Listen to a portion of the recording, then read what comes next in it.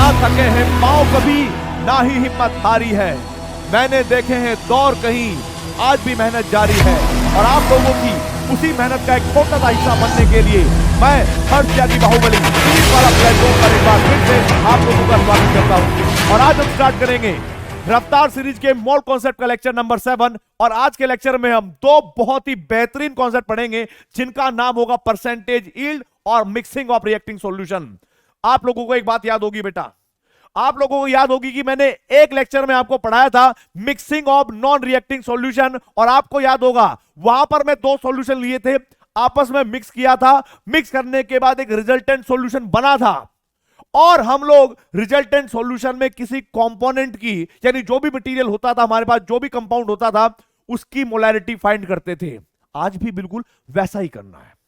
आज भी बिल्कुल वैसा ही करना है कि सर एक सॉल्यूशन को दूसरे सॉल्यूशन में मिक्स करेंगे, मिक्स करने के बाद एक रिजल्टेंट सॉल्यूशन बनेगा और उस रिजल्टेंट सॉल्यूशन में जो भी कंपोनेंट होगा उसकी हमें मोलैरिटी निकालनी है। पर कहानी आज थोड़ी अलग होगी। कहानी थोड़ी इसलिए अलग होगी क्योंकि आज जब हम सॉल्यूशन को मिक्स करेंगे ना, तो मिक्स करते ही वो तुरंत रिएक्शन कर जाएंगे। और मैं आपको बेहतरीन बात बताऊं, मैं आपको इस मिक्सिंग के चक्कर में आज आपको मैं एक एक्स्ट्रा कॉन्सेप्ट भी सिखाऊंगा जो आपको पता भी नहीं लगेगा कि आपने कब सीख लिया वो। ठीक है भाई, तो चलिए बेटा स्टार्टिंग करते हैं हम पहले टॉपिक से जिसका नाम है परसेंटेज यील्ड। अब मैं इसकी थोड़ी सी कहानी बताऊंगा और आपके अंदर इस कॉन्सेप्ट को बिल्कुल उतार दूंगा, ये मेरी गारंटी है। आप लोग अपने अंदर उतार लोगे, फील कर लोगे, अच्छा जय परसेंटेज यील्ड है। अब तक समझ में नहीं आता था लेकिन आज समझ में आ गया है। कैसे, जरा देखो। कुछ बच्चों की एक कहानी होती है जब वो पेपर देने जाते हैं कि सर मैंने पेपर दिया, बड़ी मेहनत करी और मेहनत करने के बाद मेरे इतने नंबर आए पर आने इतने चाहिए थे। मैंने कैलकुलेट किया सर, मैंने आंसर की मैच करी, मेरे इतने नंबर आने चाहिए थे लेकिन आए इतने। जो इस सेंस को, इस सेंटेंस को अपने अंदर उतार लेगा कि इतने आने चाहिए थे इतने आए, समझ लो उसका परसेंटेज यील्ड कॉन्सेप्ट 1 मिनट में खत्म। और हो भी चुका है। कैसे, जरा देखिए।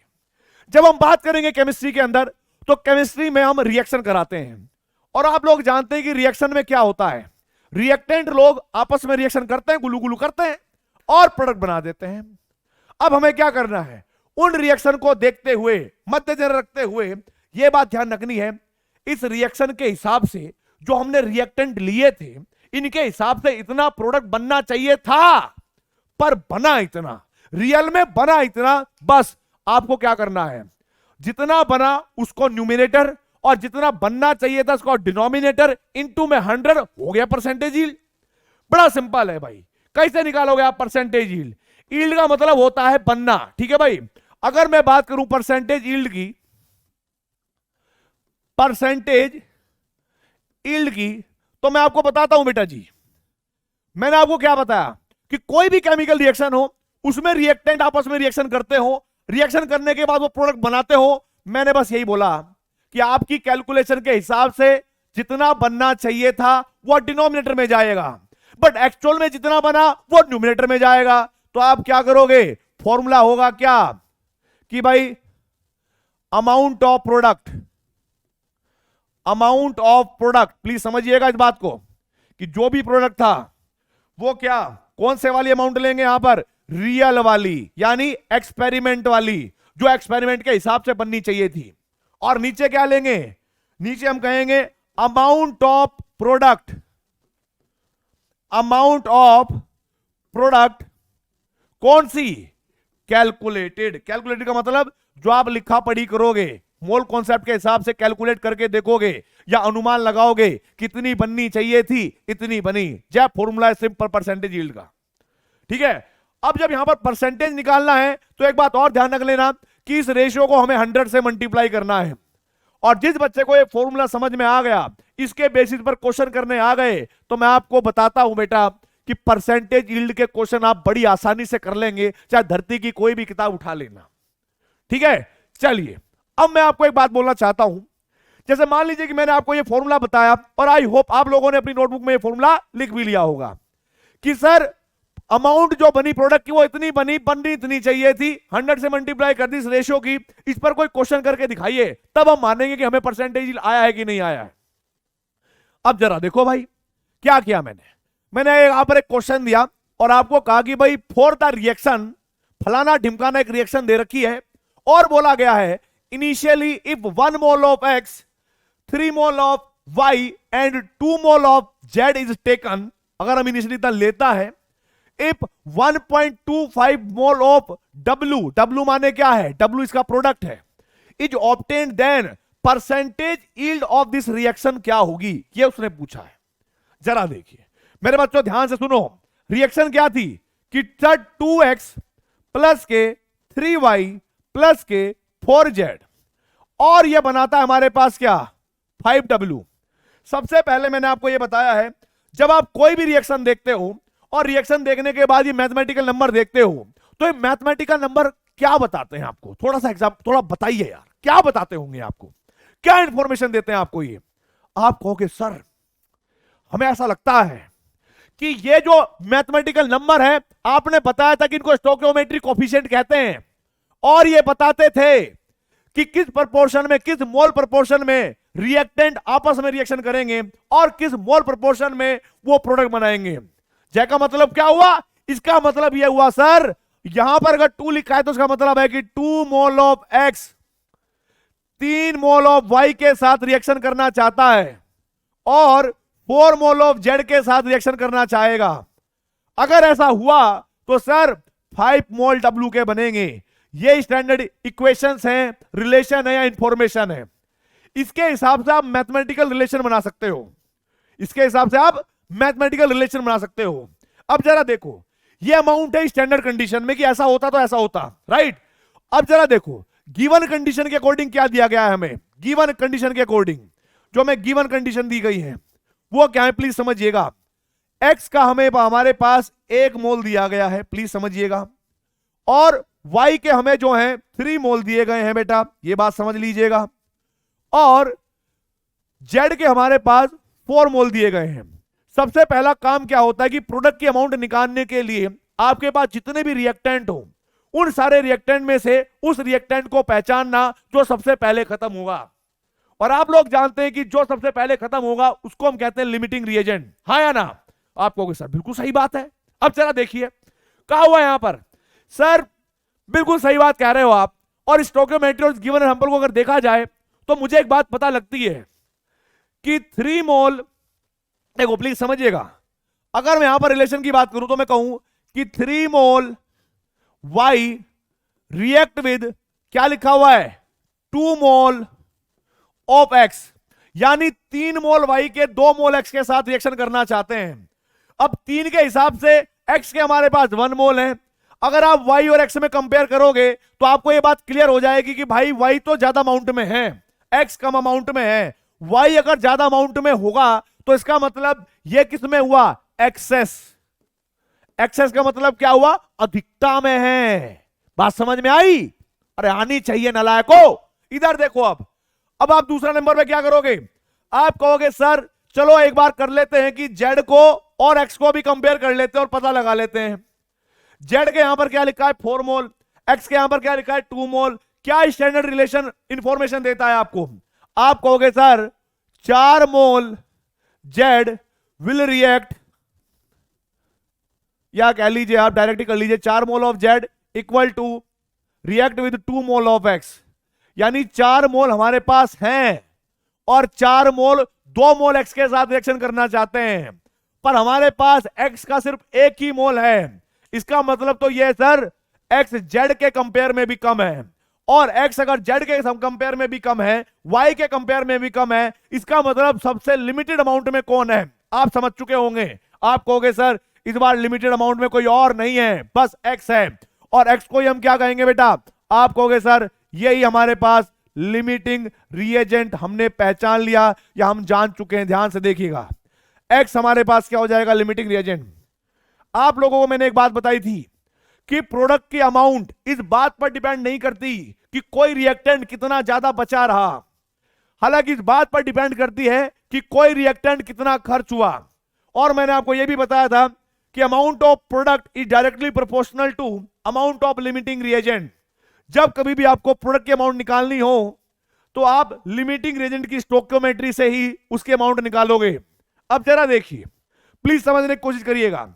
यहां पर 2 लिखा है, यहां पर 5 लिखा है, स्टैंडर्ड रिलेशन की बात कर रहा हूं मैं, ठीक है भाई। According to standard relation, please समझिएगा, स्टैंडर्ड रिलेशन क्या कह रहा है ये कहता है भाई कि सर 2 मोल ऑफ एक्स जब कंप्लीटली रिएक्शन करते होंगे तो सर 5 मोल ऑफ जेड बनते होंगे। भाई बिल्कुल सही बात है, बिल्कुल सही है, कोई गलती नहीं है यहां तक।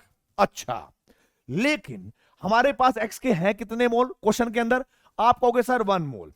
आप इस 2 को 1 कैसे बनाओगे? जब आप इसको मैथमेटिकल इक्वेशन समझ लोगे और आप लोगों को पता होगा कि सर अगर ये 2 क्रॉस मल्टीप्लाई करके उधर चला जाए तो यहां पर 1 बचेगा और यहां पर 1 बचा, तो हमें एक इंफॉर्मेशन मिल गई है सर कि 1 mole of X react by 5/2 mole of Z, यानी sorry gives 5/2 mole of Z. यानी अगर हम बात करें कि हमारे पास कितने जेड के बनने चाहिए थे, आप कितने कहोगे? 2.5 मोल। एक्सपेरिमेंट में बने कितने? 1.25 मोल। अरे क्या बताया था तुम्हें परसेंटेज यील्ड का फॉर्मूला? देखो जरा कि सर पेपर में इतने नंबर आने चाहिए थे, आए इतने। बस ये सेंस जिसको याद है उससे वो समझ जाएगा कि सर इस रिएक्शन में इतना प्रोडक्ट बनना चाहिए था पर बना इतना, और उसकी मल्टीप्लाई 100 से कर देना, बात खत्म हो गई। आप लोग क्या समझोगे भाई? आप कहोगे sir percentage yield of Z, percentage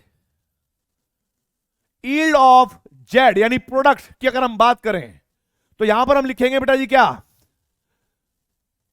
amount of Z, amount of Z जो रियल में हमें ऑब्टेन हुई, राइट। और दूसरा क्या होगा नीचे? Amount of Z, amount of Z जो हमारा क्या हुआ? बोलो बोलो, जो हमने कैलकुलेट करी सर, जो हमने कैलकुलेट करी, यानी कैलकुलेटेड अमाउंट इनटू में 100 वैल्यू पुट करोगे तो कितना आएगा? सर हमारे पास रियल अमाउंट थी 1.25, हमने कैलकुलेट करी 2.5। अब जरा यहां पर आप लिखोगे 100, तो जरा ध्यान से सुनिए मेरे बच्चों, ध्यान से। जय यहां से 0 हटेगी तो यहां पर 100 आएगा, और जब यहां से 0 पॉइंट हटेगा तो बेटा ऊपर 10 जाएगा, ठीक है। तो हमने यहां पर पॉइंट हटाए हैं तो ऐसा बना लिया हमने। अब जरा देखिए, यहां से मेरे पास 2 0 गायब है, यहां से मेरे पास 2 0 गायब है, और 25 जा 21 एंड 25 जा 125 होता है। और आप जैसे ही मल्टीप्लाई करोगे 10 के साथ तो आप लोग समझ जाएंगे कि सर इसकी जो परसेंटेज यील्ड आई है वो 50% आई है। बस इस कॉन्सेप्ट में और कुछ नहीं है, यही है। कई बार क्या होगा कि किसी क्वेश्चन में परसेंटेज यील्ड दे देगा, ठीक है, अमाउंट पूछ लेगा कितना बना। तो जिसको ये फॉर्मूला याद है कि रियल अमाउंट कितनी है डिवाइड कितनी होनी चाहिए थी इनटू में 100, अच्छा कितनी होनी चाहिए थी, ये अमाउंट आपको कैलकुलेशन से कैलकुलेट करनी है। कैसे कैलकुलेट करोगे?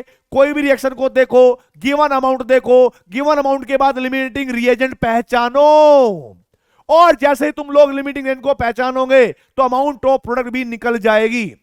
जब अमाउंट ऑफ प्रोडक्ट निकल जाएगी, एक वैल्यू तुम्हें ऑलरेडी क्वेश्चन के अंदर मिलेगी, उनका रेशियो कर लेना, 100 से मल्टीप्लाई कर लेना। बाकी इस वाले कॉन्सेप्ट में कोई टफनेस नहीं है, कोई हार्डनेस नहीं है, बड़ा सिंपल था। चलो इसी पर बेस्ड में एक बार नोट करिए जल्दी से बेटा जी, आपके सामने स्क्रीन सामने है, नोट करिए फटाफट और आंसर दीजिए। अब हम बात करेंगे अगले क्वेश्चन की तरफ, और यहां पर क्या कहा गया जरा समझिएगा। यह कह रहा है फॉर द रिएक्शन, एक रिएक्शन थी जहां पर 2A 3B 5C ने रिएक्शन करी और 3D बने, और इसने बोला कि इनिशियली मैंने यानी शुरुआत में 2 मोल A के लिए, 4 मोल B के लिए एंड 6 मोल C के लिए, चलो भाई कह रहा होगा तो मान लेंगे, इज टेकन विद 25%, इस बार इसने यील्ड दी है। इसने क्या बोला है कि भाई moles of D which can be produce, कि एक्चुअल में रियल में D कितना बना होगा। आप यहां से तो कैलकुलेटेड अमाउंट निकालोगे, एक्चुअल में कितना बना होगा वो परसेंटेज यील्ड वाले फॉर्मूले में पुट करना, आंसर आएगा। चलो देखते हैं कैसे करते हैं भाई, आप लोग भी करना और मैं भी करता हूं। क्या करोगे आप लोग? आप लोग कहोगे सर ये रिएक्शन सबसे पहले आप लिख लीजिए। मैंने लिखा कि 2A 3B और 5C के आपस में रिएक्शन करी। रिएक्शन करने के बाद यहां पर क्या बना, 3D बन गया भाई। अब जरा देखो ये इक्वेशन हमें क्या इंफॉर्मेशन देती है स्टैंडर्ड कंडीशन में। ये कहती है सर अगर मेरे पास 2 मोल ए के हो, 3 मोल बी के हो और 5 मोल यानी 5 मोल अगर सी के हो सर, तो 3 मोल डी के बनेंगे। ऐसा इतिहास में लिखा हुआ है, ऐसा शास्त्रों में लिखा हुआ है इस क्वेश्चन के अंदर। लेकिन समझिएगा, प्लीज समझिएगा, गिवन अमाउंट क्या है, गिवन अमाउंट क्या है, गिवन के बारे में वो क्या कहता है। वो कहता है सर मैंने 2 मोल ए के लिए, ध्यान से देखो 2 मोल ओ पे, मैंने सर 4 मोल बी के लिए, चलिए 4 मोल मैंने बी के भी ले लिए, और मैंने 6 मोल सी के लिए, चलो मैंने 6 मोल सी के भी ले लिए। पहले क्या काम करना है, आप लोगों को इन तीनों में से ये जानना पड़ेगा कि लिमिटिंग रिएजेंट कौन है, और आप लोग बारी बारी क्या करेंगे, कंपैरिजन करेंगे। और चलिए मान लेते हैं हम कि ए और बी में कंपेयर कर रहे हैं, फिर जो भी लिमिटिंग रिएजेंट होगा उसका कंपैरिजन हम सी के साथ कर लेंगे। तो जरा देखो भाई, यहां पर 2 और यहां पर 3 लिखा है, तो स्टैंडर्ड इक्वेशन क्या कहती है कि 2 mole of A react with 3 mole of B, 3 mole of B. अब जरा देखिए गिवन कंडीशन में कितने मोल थे हमारे पास, एक है 2, और 2 मोल के लिए बी के कितने चाहिए, 3 मोल है, कितने पास बी के 4 मोल। क्या समझ में आया इससे, इससे आप लोगों को समझ में आया होगा सर ये जो बी है ना, बी इसकी अमाउंट ज्यादा है, ये अगर ज्यादा होगा तो सर ये हो गया एक्सेस में, इसका मतलब ये तो लिमिटिंग रिएजेंट हो ही नहीं सकता। मैंने कहा हाँ बिल्कुल सही कह रहे हो तुम। चलो अब हम बात करेंगे जब हमारे पास एक लिमिटिंग रिएजेंट पता लग गया इन दोनों में कि ए है, अब इस ए को सी से कंपेयर करते हैं। क्या करोगे आप देखो क्या लिखा हुआ है यहां पर 2 और यहां पर 5, क्या मतलब हुआ इसका कि sir 2 mole of A react with 5 mole of C, but हमने देखा गिवन अमाउंट कितनी थी सी की, 6 मोल। 2 मोल को रिएक्शन करने के लिए 5 चाहिए, है हमारे पास 6। इसका मतलब क्या हुआ कि सर सीधा सीधा पता लग गया कि सी भी क्या हो जाएगा, एक्सेस में हो गया सर। चलो ये बात मैंने तुम्हारी मान ली। अब जरा देखो मेरे बच्चों, यहां पर आपको क्लियर पता चल चुका है कि ए हमारे पास लिमिटिंग रिएजेंट है, ए हमारे पास क्या हो जाएगा, लिमिटिंग रिएजेंट। आप मुझे बस इतना बताइए, आप मुझे ये बताइए कि जो डी की अमाउंट होगी वो किस पर डिपेंड करेगी। आप कहोगे सर वो अमाउंट डिपेंड करेगी ए पर। तो जरा देखिए मेरे बच्चों, ध्यान से देखिए प्लीज, यहां पर क्या दिया हुआ है, यहां पर क्या दिया हुआ है, इसको पहले थोड़ा ठीक करेंगे, ऐसे लाइन खींचेंगे और ऐसे। जरा देखो क्या दिया हुआ है कि भाई अगर उसके 2 मोल खर्च हुए, वो कहता है कि 2 मोल ऑफ ए जब कभी भी कंप्लीट रिएक्शन करेंगे तो हमारे पास 3 मोल डी के बनेंगे, हमारे पास 3 मोल ऑफ डी की फॉर्मेशन हुई। और एक्चुअल में हमने ये भी देखा कि गिवन अमाउंट जो थी ए की वो खुद में 2 मोल थी। इसका मतलब जो गिवन अमाउंट है वही 2 मोल थी, और यहां से हमने किसके कैलकुलेट कर लिए बेटा जी, डी के मोल कैलकुलेट कर लिए कि सर इतने डी बनने चाहिए थे, राइट। लेकिन हमें निकालना है कि रियल में कितने बने होंगे जब परसेंटेज यील्ड हमारे पास 25% रही होगी। तो जरा देखो आप लोग क्या करोगे, यहां पर फॉर्मूला लगाओगे, कौन सा, परसेंटेज यील्ड। परसेंटेज यील्ड बराबर क्या होगा, अमाउंट ऑफ प्रोडक्ट, जो भी आपके पास प्रोडक्ट होगा, कौन से वाला, रियल वाली अमाउंट रखना है, रियल, डुप्लीकेट वाला नहीं है, कैलकुलेटेड नहीं है। कैलकुलेट कहां पर रखेंगे, नीचे की साइड में। तो यहां पर आप क्या करोगे, amount of product, amount of product कौन सी सर, कैलकुलेटेड होगी, और कौन सी होगी, यही तो बताया आपने और हमें याद हो गया। तो जरा देखो, और मैंने आपको यह भी कहा था कि परसेंटेज निकालने के लिए यहां पर 100 से मल्टीप्लाई करते हुए भी चलना है, 100 से मल्टीप्लाई करते हुए भी चलना है। आप लोग क्या करेंगे जरा देखो बेटा, तो जरा देखो इधर ध्यान से देखो, इधर हमने क्या करा कि भाई परसेंटेज ही ऑलरेडी हमें दे रखी है 25, तो इधर मैंने क्या रख दिया 25 इक्वल टू ये अमाउंट ऑफ प्रोडक्ट रियल वाली हमें निकालनी है, तो मैंने यहां पर क्या कर दिया भाई, अमाउंट ऐसे निकल दिया real divide by amount of product calculate कितनी आई 3 मोल, मैंने यहां पर 3 पुट कर दिया, और यहां पर मैंने 100 मेंशन कर दिया।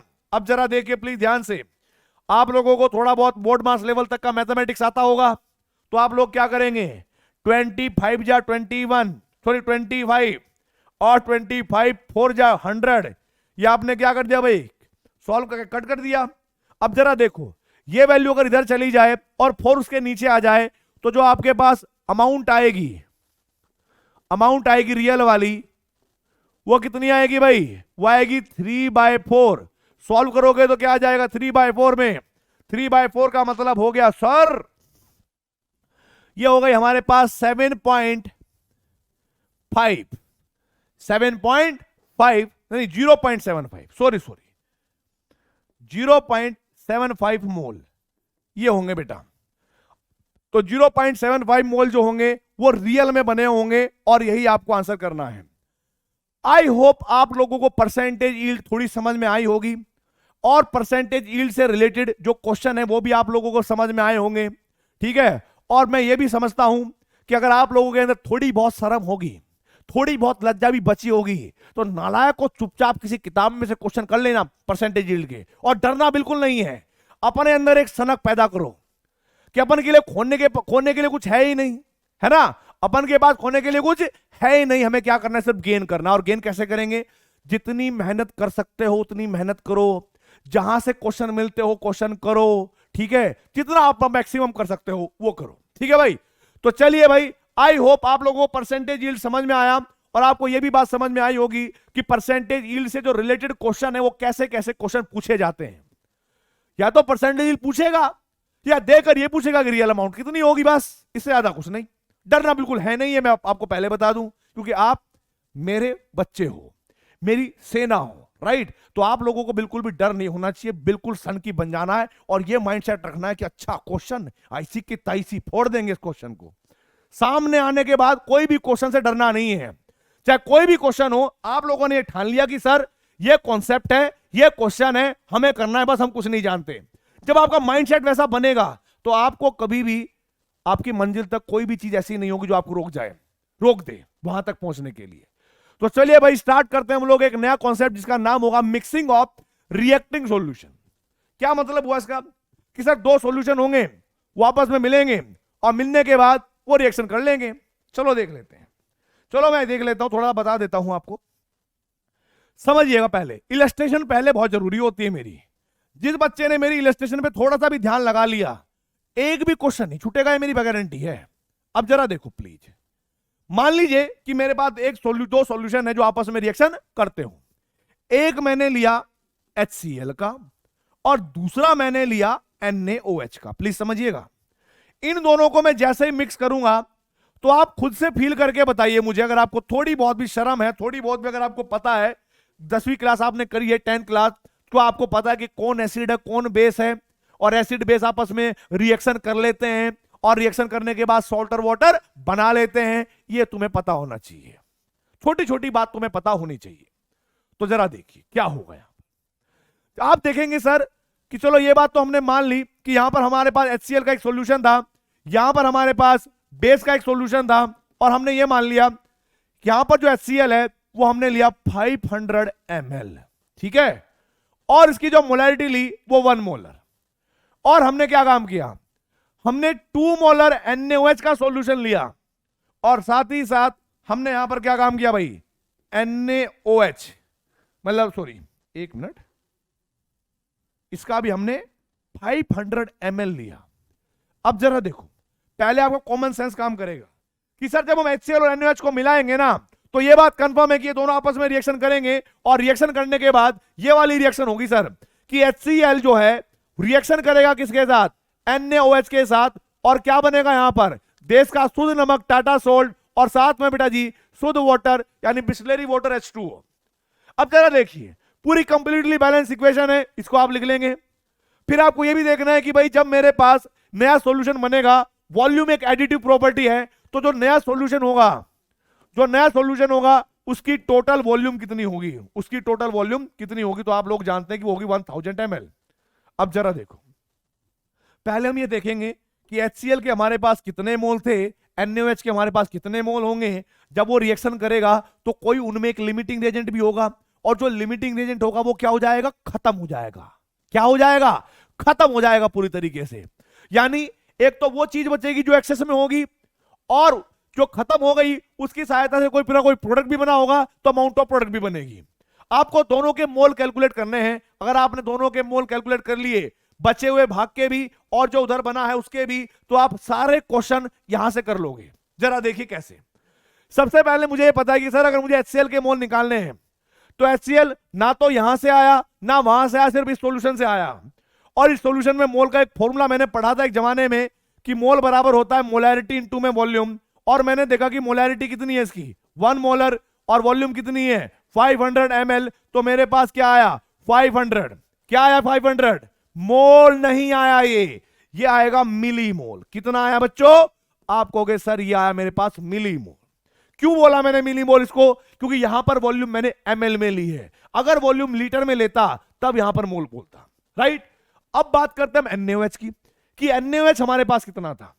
तो आप देखोगे सर अगर मैं यहां पर भी वही फॉर्मूला लगाऊं कि मोल इक्वल्स टू मोलैरिटी इनटू में वॉल्यूम, तो यहां पर मुझे मोलैरिटी 2 दे रखी है, वॉल्यूम 500 थी, तो मेरे पास कितने हो जाएंगे 1000 मिलीमोल्स ऑफ NaOH। प्लीज समझिएगा। अब मैं आपको एक बात बताना चाहता हूं, इस रिएक्शन के जरिए जो मैंने उधर लिखी थी, हो सकता है कुछ बच्चों को पूरी नहीं दिख रही, मैं इधर लिख देता हूं, ठीक है भाई। HCl जब NaOH के साथ रिएक्शन करेगा तो यहां पर बनेगा क्या, देश का शुद्ध नमक टाटा सोल्ट NaCl और साथ में वाटर। और आप देख सकते हैं कि ये रिएक्शन एक कंप्लीटली बैलेंस इक्वेशन है। और हम लोग जानते हैं कि यहां पर 1 लिखा है, यहां पर 1 लिखा है, यहां पर 1 लिखा है, यहां पर 1 लिखा है। इसका मतलब क्या हुआ कि सर रिएक्शन मोल में चलेगी या मिली मोल में, मतलब स्टोइकियोमेट्रिक रिलेशन तो यही बताती है मोल वाले। तो हमें एक बात का पता चला, अगर यहां पर 1 लिखा हुआ है तो हम कहेंगे कि sir 1 millimole of HCl react with 1 millimole of NaOH and gives 1 millimole of NaCl and 1 millimole of H2O। अब जरा देखो बच्चों, हमारे पास ये स्टैंडर्ड रिलेशन आए जो हमें इंफॉर्मेशन देते हैं स्टोइकियोमेट्रिक नंबर से। एक्चुअल में हमारे पास HCl के मिलीमोल कितने थे, आप कहोगे सर हमारे पास 500 मिलीमोल थे और NaOH के हमारे पास 1000 मिलीमोल थे। अब यहां पर आपको पहले तो यह देखना पड़ेगा कि लिमिटिंग रिएजेंट कौन है, लिमिटिंग रिएजेंट कौन है।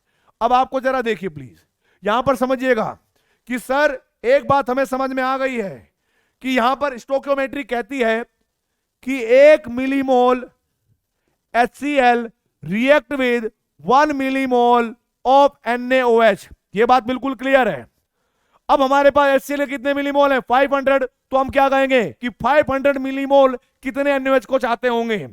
तो जरा देखो 1 को 500 को हम बनाएंगे जब लेफ्ट हैंड साइड में हम 500 से मल्टीप्लाई करेंगे। और आप लोग जानते हो कि ये एक मैथमेटिकल इक्वेशन है, जितने से मल्टीप्लाई आपको लेफ्ट हैंड साइड में करना पड़ेगा उतने से मल्टीप्लाई आपको राइट हैंड साइड में भी करना पड़ेगा। तो जरा क्या होगा, जरा देखिए, आप कहोगे 500 मिलीमोल ऑफ HCl को रिएक्ट कराने के लिए 500 मिलीमोल ऑफ NaOH की आवश्यकता पड़ेगी। हमने देखा कि इस रिएक्शन के अंदर HCl के 500 मिलीमोल थे और NaOH के 1000 थे। यानी यह बात तो क्लियर हो चुकी है कि यहां पर HCl पूरी तरीके से खत्म हो चुका होगा, क्योंकि ये हमारे पास क्या होगा बेटा, ये हमारे पास होगा लिमिटिंग रिएजेंट। तो ये हमारे पास खत्म हो गया एक तरीके से। अब जरा देखो, ये जो हमारे पास सॉल्यूशन रहा होगा, रिजल्टेंट सॉल्यूशन, इसके अंदर कौन कौन रहा होगा, या तो इसके अंदर रहा होगा NaOH जो बचा रह गया था एक्स्ट्रा, मतलब एक्स्ट्रा अमाउंट वाला, और इनकी रिएक्शन हुई तो उनकी वजह से NaCl भी होगा। तो हमने ये देखा कि भाई NaCl कितना बना होगा।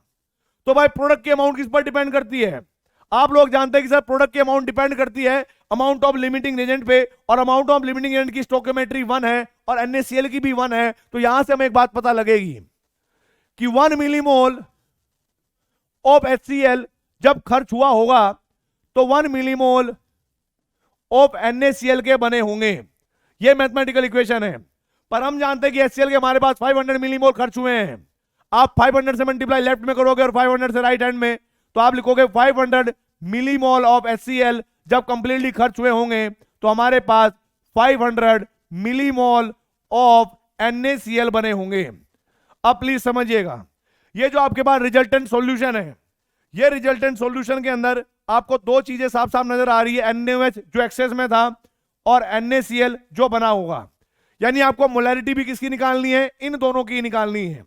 और मैं आपको एक बात बता दूं कि जब हम रिजल्टिंग सॉल्यूशन में मोलैरिटी कैलकुलेट करेंगे तो मोलैरिटी का फॉर्मूला क्या होगा कि अगर हम मोलैरिटी ऑफ NaOH कैलकुलेट करना चाहते हैं तो हम लिखेंगे टोटल मोल ऑफ NaOH जो भी आपके पास रिजल्टिंग सॉल्यूशन में बचे होंगे और डिवाइड बाय टोटल वॉल्यूम। हम लोग एक बात जानते हैं कि हमारे पास सर टोटल 1000 मिलीमोल थे, 500 ने रिएक्शन कर ली, 500 बचे रह गए होंगे, और क्या रहा होगा। आप कहोगे बिल्कुल सही बात है भाई। तो जरा देखो मैंने क्या काम करा, यहां पर लिखा 500 और डिवाइड बाय टोटल वॉल्यूम कितनी थी 1000 ml। आपको याद होगा जब मैं मोल को मिलीमोल लिखूं, वॉल्यूम को मिलीलीटर लिखूं, तो आंसर आपका मोलैरिटी में मोल पर लीटर में ही आता है, राइट। अब जरा आंसर कितना होगा बेटा जी, 0.5 मोल पर लीटर कह लीजिएगा, या इसको हम मोलर भी कहते हैं। अगर मुझे इस रिएक्शन में NaCl की मोलैरिटी निकालनी हो मेरे बच्चों, तो क्या करना पड़ेगा कि मोलैरिटी ऑफ NaCl, मैं यहां पर क्या लिखूंगा कि टोटल मोल ऑफ NaCl जो भी रिजल्टिंग सॉल्यूशन में होंगे और टोटल वॉल्यूम। मैं ये बात जानता हूं कि रिजल्टिंग सॉल्यूशन में NaCl था और उसके मिलीमोल कितने बने थे 500 मिलीमोल। ध्यान से देखिए, तो यहां पर आप क्या लिखोगे भाई कि यहां पर मैंने लिखा कि 500 और डिवाइड बाय टोटल वॉल्यूम कितनी थी, जरा बताइए। आप कहोगे सर दोनों को ऐड करने के बाद तो हमारे पास 1000 ml ही बचा था, और हम यहां पर कहेंगे कि सर ये भी 0.5 मोल पर लीटर या फिर मोलर होगा। एक बात और समझिएगा प्लीज, ध्यान दीजिएगा मेरी इस बात पे। क्या ये क्वेश्चन तो कैलकुलेशन वाला है, एक क्वेश्चन ऐसा भी पूछा जाता है, यदि मैं इस सॉल्यूशन को इस सॉल्यूशन के साथ मिलाऊं, तो बनने वाला सॉल्यूशन एसिडिक होगा, बेसिक होगा या न्यूट्रल होगा। आप कॉमन सेंस लगाइए, आपको यह बात पता लग गई कि सर जो ये रिजल्टिंग सॉल्यूशन है ना, इसमें एसिड तो है ही नहीं, वो तो खत्म है। NaCl न्यूट्रल सोल्ट है, NaOH बचा रहा होगा। अगर NaOH बचा रहा होगा तो ये सॉल्यूशन कैसा होगा, बोलो बोलो।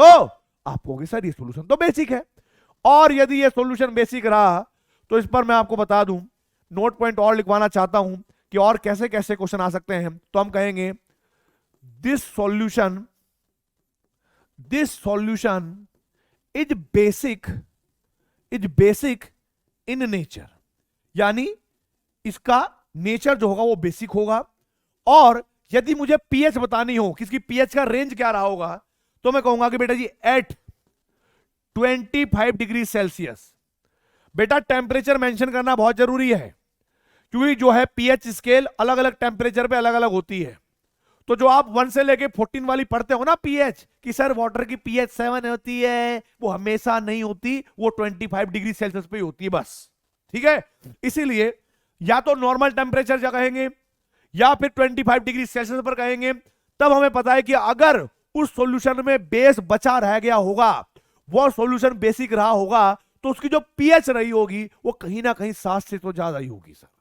तो हम यहां पर लिखेंगे कि भाई पीएच जो होगी सॉल्यूशन की इज ग्रेटर देन 7। प्लीज इस बात को याद रखना। अभी मैं इतना ही करवा रहा हूं, आगे जब हम इक्विलिब्रियम पढ़ेंगे, आयनिक इक्विलिब्रियम, वहां पूरा एकदम कैलकुलेट करके दिखाएंगे कि पीएच कैलकुलेट कैसे करते हैं, ठीक है। लेकिन अभी आपको सिर्फ ये रेंज समझनी है। तो आई होप आप लोगों ने मिक्सिंग समझी कि मिक्सिंग ऑफ रिएक्टिंग सॉल्यूशन कैसे कैसे करना है। तो ये मेरी पहली इलस्ट्रेशन थी, जहां पर NaOH क्या था एक्सेस में और एसिड क्या था आपके पास लिमिटिंग रिएजेंट। अगला एक और एग्जांपल देना चाहता हूं मैं बेटा आपको, और जिस एग्जांपल को करने के बाद आपको लगभग ये पूरा का पूरा जो कॉन्सेप्ट है क्लियर हो जाएगा। जरा देखो कैसे। इस बार मैंने आपको क्या कहा कि मेरे पास 2 सॉल्यूशन है। एक सॉल्यूशन मेरे पास क्या हुआ HCl का, दूसरा सॉल्यूशन मेरे पास क्या हुआ बेटा जी, ये सॉल्यूशन हो गया मेरे पास NaOH का। मैंने इन दोनों को मिक्स किया, मिक्स कराने के बाद एक नया सॉल्यूशन बना, जिसको मैं क्या कहूंगा, आप लोग बताइए। आप लोग कहोगे सर इसको आप कहते हो रिजल्टेंट सॉल्यूशन, ठीक है भाई, नया बनने वाला सॉल्यूशन। अब जरा देखो यार, मैं यहां पर मान के चलता हूं अपनी तरफ से, ताकि मैं समझा पाऊं कि मैंने इसके अंदर HCl लिया और इस बार मैंने HCl 1000 ml लिया, 1000 ml लिया, और मैंने यहां पर इसके 2 मोलर HCl लिया। कितना लिया? 2 मोलर HCl। आगे देखो, मैंने सर NaOH भी लिया, और मैंने NaOH कितना लिया? 1500 ml और 1 मोलर NaOH लिया। अब जरा देखो, पहले आप अपनी कॉमन सेंस लगाओ, और कॉमन सेंस लगाने के बाद आप ये बताइए कि भाई जब इन दोनों के बीच में रिएक्शन हुई होगी तो क्या कुछ ऐसे लिखेंगे हम लोग कि HCl ने NaOH के साथ रिएक्शन करी, और रिएक्शन करने के बाद क्या बनाया? आप कहोगे सर देश का शुद्ध नमक टाटा सॉल्ट NaCl, साथ में वाटर भी लिखोगे। अब जरा देखो प्लीज, पहला कॉमन सेंस क्या काम करेगा आपका कि सर अगर एसिड और बेस आपस में मिल रहे होंगे तो कहीं ना कहीं इनकी वॉल्यूम भी ऐड हुई होगी, तो रिजल्टेंट सॉल्यूशन की जो टोटल वॉल्यूम होगी वो हमें एकदम पता लग जाएगी। कितनी हो जाएगी? 2500 ml, इतनी हो गई, ये बिना बताए। आगे जरा देखो, मुझे पता है कि इसका 1 मिलीमोल इसके 1 मिलीमोल के साथ रिएक्शन करेगा, और इसका 1 मिलीमोल बनेगा, और साथ में इसका भी 1 मिलीमोल बनेगा। ये बात आप जानते हैं? बोलो बोलो। आप कहोगे सर बिल्कुल सही बात। अब जरा देखो, अगर मैं ये देखूं कि भाई मेरे पास एक्चुअल में HCl के मिलीमोल कितने थे, तो मुझे पता है कि पूरा HCl इस वाले सॉल्यूशन से आया है, और यहां पर मेरे पास मिलीमोल का फॉर्मूला क्या है? मोलैरिटी इनटू में वॉल्यूम। मोलैरिटी मेरे पास 2 मोलर है, और मैं ये जानता हूं कि भाई वॉल्यूम मेरे पास 1000 है, तो मैं यहां पर कहूंगा 2000 मिलीमोल लिए मैंने, क्योंकि वॉल्यूम मेरे पास ml में थी। इधर मैंने NaOH के निकालूंगा मैं मिलीमोल, तो क्या होंगे? N बराबर mv से, कि सर मोलैरिटी 1 थी, वॉल्यूम 1500 ml था।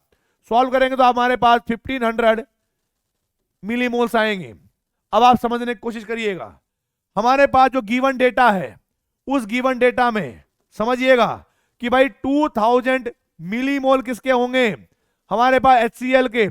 1500 मिलीमोल किसके होंगे बेटा जी? NaOH के। तो जरा देखिए, मैं आपको एक बात बताना चाहता हूं, अगर मुझे पहले यह निकालना है कि लिमिटिंग रिएजेंट कौन होगा, तो जरा ध्यान से देखिए, इन दोनों की स्टोइकियोमेट्री से रिलेशन बनाइए।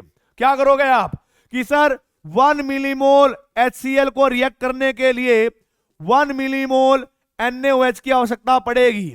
बात तो सही है।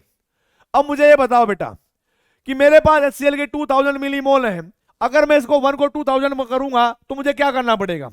लेफ्ट हैंड साइड में 2000 से मल्टीप्लाई करनी पड़ेगी, और वही काम मुझे राइट में भी करना पड़ेगा, क्योंकि मैथमेटिकल इक्वेशन है। तो जरा देखो, यहां पर मैं लिखा कि 2000 मिलीमोल HCl को रिएक्ट करने के लिए 2000 मिलीमोल NaOH की आवश्यकता पड़ गई। ये बात समझ लीजिएगा। पर हमारे पास NaOH था कितना? 1500 मिलीमोल। इसका मतलब क्या हुआ कि NaOH कम अमाउंट में है, तो हम ये बात जान जाएंगे कि ये हमारे पास लिमिटिंग रिएजेंट है।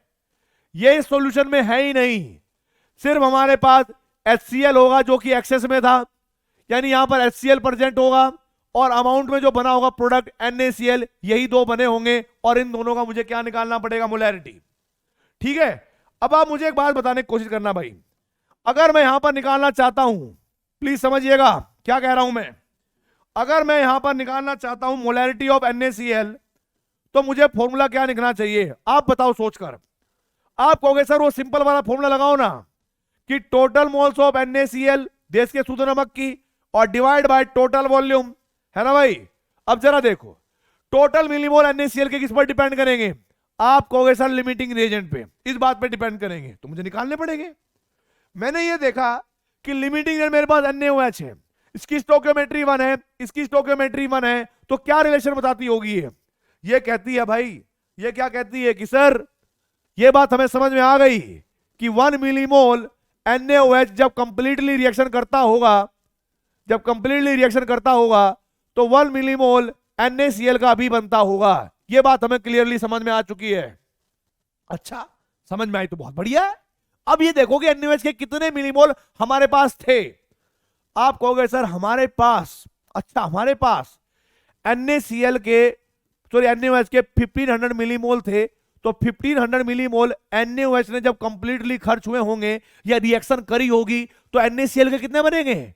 आप कहोगे सर 1500 मिलीमोल NaCl के बने होंगे। कतई सही बात, कतई सही बात। इधर देखो, यानी इसके अंदर 1500 मिलीमोल किसके होंगे? NaCl के। यानी मैं क्या कहूंगा, NaCl के मिलीमोल की जगह पर क्या रखूंगा? 1500। टोटल वॉल्यूम कितनी थी? 2500।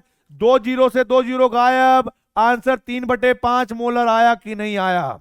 या इसको हम 0.6 मोल पर लीटर लिख सकते हैं कि नहीं? आप कहोगे सर बिल्कुल लिख सकते हैं, कोई आपको रोक नहीं सकता। चलो ये बात क्लियर हो गई है भाई। अब जरा देखो, अब हम ये भी देखेंगे कि हमारे पास जो HCl है, बचा हुआ HCl, उसकी मोलैरिटी कैसे निकालें। तो जरा देखिए भाई, सिंपल तरीका है कि जब आप मोलैरिटी निकालोगे HCl की, तो फॉर्मूला भी बेसिक वाला ही लगाना है आप लोगों को। क्या करोगे कि सर मोलैरिटी ऑफ HCl बराबर होगा किसके? Sir total mole of HCl जो बचे रह गए होंगे, जो खर्च हो गए उनसे तो NaCl बन गया, जो बचे रह गए उन्हीं को देखेंगे हम। तो मैंने देखा भाई टोटल वॉल्यूम लिखेंगे। टोटल वॉल्यूम मुझे पता है कि 2500 थी, और टोटल मोल्स मिलीमोल्स HCl के जो बचे रह गए होंगे, समझिएगा 1 मिलीमोल के लिए 1 मिलीमोल खर्च हुआ होगा। इसके 1500 थे, कितने खर्च हुए होंगे? 1500। लेकिन टोटल कितने थे हमारे पास? 2000। तो 2000 में से अगर 1500 HCl के खर्च हुए होंगे तो बचे कितने होंगे? आप सोचोगे सर कैलकुलेशन बड़ी खतरनाक है। 2000 में से 1500 माइनस करेंगे तो हाँ 500। सर 500 आंसर आएगा। हाँ सही बात। तो आप क्या करोगे? इधर देखो, इधर क्या करोगे आप कि सर 500 बच्चे होंगे। कहा हमें ऐसा कंफ्यूज कर रहे हो? इतना खतरनाक, इतना घटिया भी मैथमेटिक्स हमारा नहीं है। तो क्या करोगे आप? 2 जीरो से 2 जीरो गायब। 5 बन जा 5, 5 5 जा 25। और इसको जब आप सॉल्व करेंगे ना 1/5 को, इधर देखोगे, इधर 1/5 0.2 मॉल पर लीटर, या इसको हम मोलर कहते हैं, मोलर। क्या तुम्हें ये बात समझ में आई? अगर तुम्हें ये बात समझ में नहीं आई तो बेटा मैं अभी मंत्र मार के सारी इसकी सारी फिजिकल केमिस्ट्री तुम्हारी भस्म कर दूंगा। ठीक है, समझनी है ये। और इससे रिलेटेड क्वेश्चन भी आपको लगाने हैं। ठीक है, चलिए एक चीज और बताओ मुझे यार। आप मुझे बताओ कि ये जो सॉल्यूशन है ये आपको चैट बॉक्स में बताना है बेटा, आपको बताना पड़ेगा। ये आपको कसम है, देखो फिजिकल केमिस्ट्री नहीं तो खराब हो जाएगी पूरी फिजिकल केमिस्ट्री। लिख रहा हूं मैं कि सेकंड वाला जो मैंने इलस्ट्रेशन समझाया था उसके लिए आपको बताना है कि दिस सॉल्यूशन इज कैसा होगा, ये आप बताएंगे। एसिडिक, बेसिक, न्यूट्रल, ये आपका काम है, मेरा काम बिल्कुल नहीं है। राइट, आगे देखो। आगे एक और चीज, एट 25 डिग्री सेल्सियस या normal temperature the pH of this solution, the pH of this solution, यहां पर मैं लेस देन लिखूं या मोर देन लिखूं और इक्वल टू लिखूं? 7 लिख देता हूं। फिल इन द ब्लैंक आपको फुल करने हैं। अब देखो, जब आप आंसर दोगे ना कमेंट बॉक्स में, प्लीज सुनो, ये जो आपके होते ना ये फर्जी नाम, फायरफॉक्स 2 एंड फैन, पता नहीं क्या क्या लिखते रहते हो तुम, ये ना अपना रियल नेम के साथ चिपकाना है यहां पे, क्योंकि आप लोग जानते हैं कि आप भी इंडिया के अलग अलग पार्ट से हो और मैं आपको ऐसे पहचान नहीं पाऊंगा। मैं डेली आपके कमेंट देखता हूं और जब मैं आपके कमेंट देखूंगा तो मुझे पता लग जाएगा, अच्छा ये बच्चा सीरियस है, ये बच्चा सीरियस है। तो उस तरीके से मुझे भी थोड़ा सा और पावर मिलेगी तुम लोगों तक बात पहुंचाने के लिए, या आपकी बात सुनने का भी मुझे मौका मिलेगा। ठीक है, कि अगर ये बच्चा सीरियस है तो इसके लिए मैं और इनपुट डाल सकता हूं। और तो अगर तुम सिर्फ एंट्री देखने के लिए आए कि सर ने क्या डायलॉग मारा आज, ओहो, पर फिर बंद कर देते हैं, उससे बेटा तुम्हारा IIT कभी नहीं होगा। ध्यान रखना है आप लोगों को, एक बात ध्यान रखनी है कि PW आप लोगों के सारी की सारी एजुकेशन सिर्फ इसलिए देता है कि आप लोग किसी भी तरीके से किसी भी स्थिति में यह ना समझो कि आपके साथ कोई खड़ा नहीं है। बात समझ में आई? कि आपकी कोई हेल्प नहीं कर रहा, कि सर IIT की तो कोचिंग इतनी महंगी होती है, सर IIT कोचिंग के लिए हमारे पास बैच खरीदने के लिए पैसे नहीं है। अरे फ्री में पढ़ रहे हो। अब तुम्हारे अंदर सिर्फ एक ही चीज चाहिए, वो है सनक। अगर तुम्हारे अंदर सनक होगी IIT क्लियर करने की तो बेटा लेक्चर देखना, वीडियो देखना, अदरवाइज कोई आवश्यकता नहीं है। गुड बाय, टाटा बोल देना, कोई दिक्कत नहीं है। लेकिन अगर आपके अंदर सनक है IIT करने की, ठीक है, तभी आप ये सारे प्रोसीजर फॉलो करना और मैंने आपको बताया है कि जो जो बच्चा सीरियस है वो कमेंट बॉक्स में अपना नाम और ये आंसर छोड़े, ठीक है, ताकि मैं उन लोगों को जान पहचान पाऊं। आगे बढ़ते हैं। ये जो कॉन्सेप्ट मैंने सिखाया ऐसे नहीं सिखाया। अब जरा देखो 2003 में आईआईटी में आया क्वेश्चन है, देख के थोड़ा डर लग सकता है, लेकिन अब ना लगेगा। यहां सीख लियो तो अब ना लगेगा, ये मेरी गारंटी है। पहले लग जाए तो कोई दिक्कत ना है, अब कोई डर ना लगेगा, ये बात गारंटी मेरी है। क्या बात है, जरा देखिए इधर क्या कह रहे हो। ये कह रहा है भाई कि 25 ml solution of barium hydroxide, base है हाइड्रोक्साइड, टाइट्रेशन विद, ओहो टाइट्रेशन मतलब मैं आपको बताऊं, एसिड को बेस के साथ जब कभी रिएक्शन करा जाता है ना, तो आप लोग कभी लैब में गए होंगे, अरे ये क्या हो गया, ओ भाई ये तो गड़बड़ हो गई, अरे टिंग, हाँ अब ठीक हो गया, ठीक है। इधर देखो, ये डरा देता है कई बार बीच में। क्या बोल रहा था मैं कि जब आप कभी लैब में गए होंगे तो लैब में आप एक लंबा सा पाइप देखते होंगे, कुछ ऐसा पाइप देखते होंगे, जरा देखो मैं आपको समझा दूं। ऐसा एक पाइप सा होता है, उस पर रीडिंग सी होती है, ऐसे 10 ml 15 ml, ये 50 ml इस टाइप से, और ऐसे एक नोक बनी होती है, और ऐसे एक यहां पर टैब लगी होती है। देखो बेसिकली इसके अंदर आप कोई भी एसिड या बेस में से एक चीज ले सकते हो, और आप यहां पर लेते हो, मान लीजिए मैंने एग्जांपल के लिए NaOH ले लिया, और एक हमारे पास क्या होगा, कोनिकल फ्लास्क। क्या होगा, कोनिकल फ्लास्क। और कोनिकल फ्लास्क के अंदर, ये मेरे को डरा क्यों रहा है बार बार, ऐसा ऐसे कैसे हो रहा है, हाँ इधर देखो, इधर देखो, ये कोनिकल फ्लास्क के अंदर मान लीजिए मैंने HCl ले लिया, और मैं इसकी रिएक्शन कराना चाहता हूं। इसमें मैंने इंडिकेटर भी डालता हूं, मैं आपको बताऊंगा बाद में कौन कौन से इंडिकेटर डाले जाते हैं। मैं इस HCl की रिएक्शन करवा रहा हूं NaOH के साथ। इसको हम बोलते हैं बेटा जी टाइट्रेशन, या इसको हम बोलते हैं एसिड बेस टाइट्रेशन, या बेसिकली इसको हम वॉल्यूमेट्रिक टाइट्रेशन भी कहते हैं, क्योंकि यहां पर एसिड और बेस आपस में रिएक्शन कर रहे हैं। अब जरा देखो, इस HCl में आप पहले से, यानी इस कोनिकल फ्लास्क में आप पहले से ही एक फिक्स अमाउंट ऑफ HCl लेकर रखते हो, या किसी भी एसिड की लेकर रखोगे, और उसकी कोई ना कोई कंसंट्रेशन भी होगी, ये बात भी समझना, उसकी कोई ना कोई कंसंट्रेशन भी होगी, ये आपको सब गिवन होगी, मोलैरिटी गिवन होगी।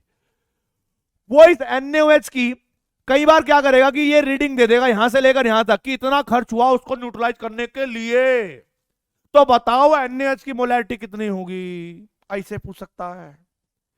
या फिर उसका मन ऐसा भी कर सकता है, वो इसकी मोलैरिटी दे देगा, इसकी मोलैरिटी गिवन है, वो कहेगा कि जो ब्यूरेट है ना, ब्यूरेट की रीडिंग कितनी आई होगी, कितने ml यूज हुआ होगा, बताओ। तो यह चीज है टाइट्रेशन। सिंपल टाइट्रेशन है एसिड बेस्ड टाइट्रेशन। क्या बोला मैंने, सिंपल वाली। बाकी टाइट्रेशन आपकी कई प्रकार की होती है, simple acid based titration, redox titration, double titration, back titration. क्या सुन रहे हो, सुन के डर रहे हो क्या? नहीं डरोगे, मैं बता रहा हूं। जैसे जैसे टाइट्रेशन आएंगी मैं आपको सिखाता जाऊंगा, और जब आप सीखते जाओगे तो आप इस टाइट्रेशन के परम आनंद में आगे बढ़ते जाओगे। तो घबराना नहीं है। अभी जो बेसिकली हम क्वेश्चन कर रहे थे, अभी जो मैंने आपको, देखो ध्यान से देखो, जो एग्जांपल दिए, ये क्या किया, एक सॉल्यूशन को दूसरे सॉल्यूशन से मिलाया, यानी एक ब्यूरेट में होगा दूसरा कोनिकल फ्लास्क में, तो एक तरीके से एसिड बेस्ड टाइट्रेशन तो चल रही है भाई, एसिड बेस्ड टाइट्रेशन चल रही है ना, सिंपल वाली। और ऐसे ही ये वाला, पहले वाला भी मैंने यही समझाया। और सेम ये जो क्वेश्चन आया 2003 में, ये भी टाइट्रेशन से पर बेस्ड ही है, या समझ जाना कि मिक्सिंग ऑफ रिएक्टिंग सॉल्यूशन पर ही बेस्ड है। दोनों चीजें एक ही है। जब कोई डिफरेंट टाइट्रेशन आएगी तो उसको मैं अलग लेक्चर में पढ़ाऊंगा, और मैं आपको बताऊं डबल टाइट्रेशन करवाऊंगा मैं तुम्हें। डबल टाइट्रेशन अभी कराऊंगा, ये मत सोचना कि बाद में करवाऊंगा, अभी करवाऊंगा, सब करवाऊंगा। लेकिन जरा देखो प्लीज, अब इस क्वेश्चन में थोड़ा ध्यान दे लेते हैं कि टाइट्रेशन का मतलब क्या है। कि 25 ml of solution of barium hydroxide on titration, titration का मतलब क्या है कि ये रिएक्शन कर रहा होगा with 0.1 molar solution of hydrochloric acid gave a tighter value 35 ml, the molarity of barium hydroxide solution was। पहले समझ लीजिएगा कि पहले तो आपको यह लिखना पड़ेगा कि जो बेरियम हाइड्रोक्साइड है उसका फॉर्मूला क्या है। हम लोग जानते हैं कि बेरियम हाइड्रोक्साइड का फॉर्मूला है BaOH का होल ट्वाइस, और जब कभी भी HCl के साथ रिएक्शन करेगा तो आप लोग जानते होंगे कि रिएक्शन करने के बाद ये बनाएगा एक सॉल्ट जिसका नाम होगा BaCl2, यानी बेरियम क्लोराइड, और साथ में बन जाएगा बेटा ठंडा ठंडा कूल कूल वाटर। ठीक है, अब इसको बैलेंस करने के लिए आप क्या करेंगे, इसके आप करेंगे 2 और इसके भी करेंगे आप 2। ठीक है, यह बात क्लियर हो चुकी है। आप मुझे एक बात बताओ, क्या यहां पर बेरियम हाइड्रोक्साइड की वॉल्यूम दे रखी है? आप कहोगे सर बेरियम हाइड्रोक्साइड की वॉल्यूम दे रखी है, कितनी है?